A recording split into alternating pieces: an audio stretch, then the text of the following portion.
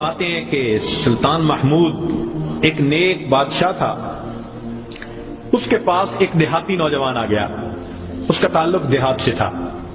تعلیم بھی نہیں تھی, کچھ ایسی تربیت بھی نہیں تھی, مگر بادشاہ کے دربار میں آ کے جب خدمت پہ لگا تو اس نے اتنی اچھی خدمت کرنی شروع کی کہ تھوڑے دنوں میں بادشاہ کی آنکھوں میں بڑا درجہ پا گیا. بادشاہ نے اپنے مقرب بندوں میں شامل کر لیا. اب جو پہلے سے مقربین تھے نا, وہ بہت جیلس ہوتے تھے. ہم بڑے خاندانوں والے اور بڑی عقل سمجھ والے, تعلیم والے, ہم بادشاہ کے مشیر تھے. یہ کل کا نوجوان پتہ نہیں کہاں سے آ گیا دیہات سے اٹھ کے کہ بادشاہ کی اس کے اوپر بڑی خاص نظر پڑتی ہے.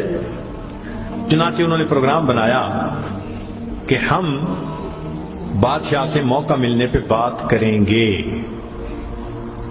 انہوں نے بات کی کہ بادشاہ سلامت, جو محبت کی نظر اس کی طرف اٹھتی ہے وہ ہمارے اوپر نہیں اٹھتی.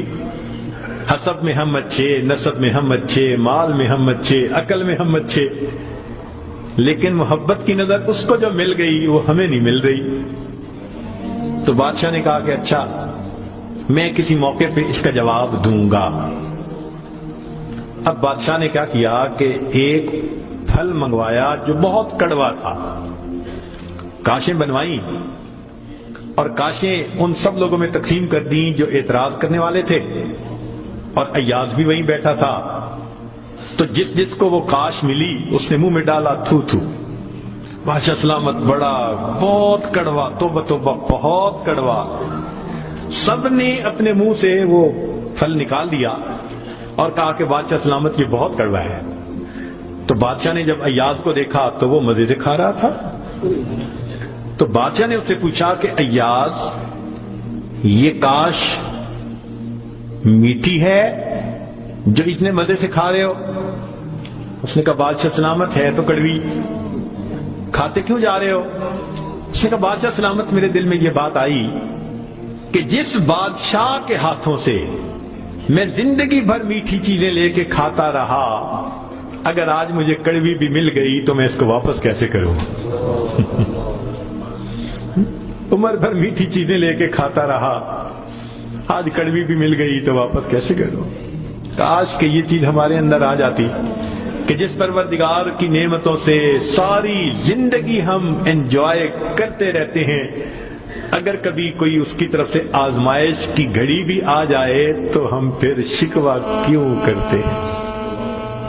اب بادشاہ نے سوچا کہ بھائی یہ لوگ جو بہت اعتراض کرنے والے تھے نا, ان کے سامنے کوئی اور ایسا ہیلا کرنا چاہیے کہ ذرا ان کو بات سمجھ میں آ جائے. تو ایک دن بادشاہ آیا اور اس نے کہا کہ دیکھو بھائی, آج میں تم سب کی عقل کا امتحان لوں گا, تمہارا آئی کیو لیول دیکھوں گا کیا ہے, اور میں دیکھتا ہوں کہ کون اس میں پاس ہوتا ہے. اب جب بتا دیا تو سب بڑے محتاط ہو گئے. بادشاہ نے ایک موٹا سارا ہیرا دکھایا, دیکھو یہ کتنا قیمتی ہے, کتنا چمکدار ہے, اور ایک ہتھوڑا بھی ساتھ دیا. اور پہلے کو کہا کہ جی یہ ذرا ہیرا جو ہے توڑ کے دکھاؤ. اب وہ سمجھ رہا تھا کہ بادشاہ نے ہم سے امتحان لینا ہے ہماری سمجھداری کا. تو اس نے کہا بادشاہ سلامت یہ ہیرا تو بہت قیمتی ہے, اتنے کیرٹ کا, اور بالکل بے عیب ہے, کوئی فلاں نہیں, فلاں لیس ہے, لہذا اس کو تو نہیں توڑنا چاہیے.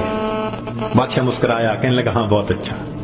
تو وہ سمجھا کہ بھائی میں نے بادشاہ کو کنونس کر دیا.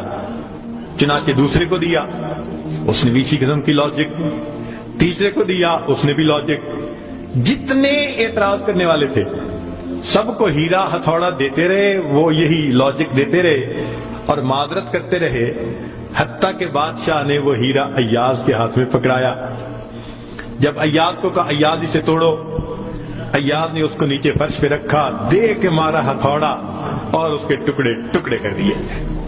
اب جب اتنے قیمتی ہیرے کے ٹکڑے ہو گئے تو وہ تو سارے خوش ہو گئے. آج اس کا گنوار پن کھلا, اس کی جہالت کھلی, بے وقوف, کیا پتا اس کو یہ کتنی قیمتی چیز تھی. تو وہ ایکسپیکٹ کرنے لگے کہ آج تو بادشاہ اس کو دھکا دے دے گا دربار سے. تو جب ہیرے کے ٹکڑے ہو گئے تو بادشاہ نے اس کی طرف دیکھ کے کہا ایاز تو نے ہیرے کے ٹکڑے کر دیے، اتنے قیمتی ہیرے کے؟ تو ایاز نے آگے سے سمپل سا آنسر دیا کہ بادشاہ سلامت، آپ نے مجھے حکم دیا تھا ہیرے کو توڑ دو۔ اب میرے سامنے دو آپشن تھی، یا تو اتنے قیمتی ہیرے کو توڑ دیتا، یا پھر میں انکار کرتا تو آپ کے حکم کو توڑ دیتا۔ میری نظر میں آپ کا حکم ایسے سینکڑوں ہیروں سے زیادہ قیمتی تھا، لہذا اس کو کم قیمت سمجھتے ہوئے میں نے آپ کے حکم کو نہیں توڑا، میں نے ہیرے کو توڑ دیا۔ تو بھئی جتنا ایاز کے دل میں بادشاہ کے حکم کا احترام تھا، کاش ہم بندوں کے دل میں پروردگار کے حکم کا ایسا احترام آ جاتا۔ ہم خواہشوں کو توڑ دیں، تمناؤں کو توڑ دیں، اپنی امیدوں کو توڑ دیں، ہم کبھی بھی حکم خدا کو نہ توڑیں۔ تیسرا واقعہ لکھا کہ ایک دن ایک موترس جو تھا وہ آیا اور اس نے کہا کہ بادشاہ سلامت، یہ جو آپ کا زیادہ ہے نا چہیتا ایاز، ہمیں لگتا ہے کہ یہ خزانے سے چیزیں چراتا ہے، ہمیں تو شک ہے۔ بادشاہ نے پوچھا کیسے ہے؟ اس نے کہا جی ایک جگہ کلوزٹ بنائی ہوئی ہے اس نے، اور یہ صبح و شام اس کلوزٹ کا دروازہ کھولتا ہے اور دیکھتا رہتا ہے اور تالا لگا کے چابی اپنے پاس رکھتا ہے، چابی کسی کے ہاتھ میں نہیں دیتا۔ تو بادشاہ سلامت ہمیں تو پکا شک ہے کہ آپ کے خزانے سے اس نے قیمتی چیزیں چرا کے رکھی ہیں اور یہ صبح و شام دیکھتا ہے۔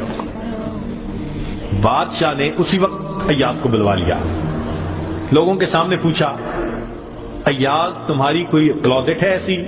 جی۔ تالا لگا کے رکھتے ہو؟ جی۔ صبح شام کھول کے دیکھتے بھی ہو؟ جی۔ لاؤ چابی اس کی۔ ایاز نے چابی نکال کے دے دی۔ بادشاہ نے ایک آدمی کو بھیجا کہ جاؤ اور کلوزٹ میں جو کچھ پڑا ہے سب اٹھا کے یہ کہ لے کے آؤ۔ اب جب وہ گیا تو ایاز تو مطمئن کھڑا رہا، مگر موترزین بڑے خوش ہوئے، آج پکڑا گیا، آج سمجھ لگے گی بادشاہ کو یہ کیسا بددیانت انسان۔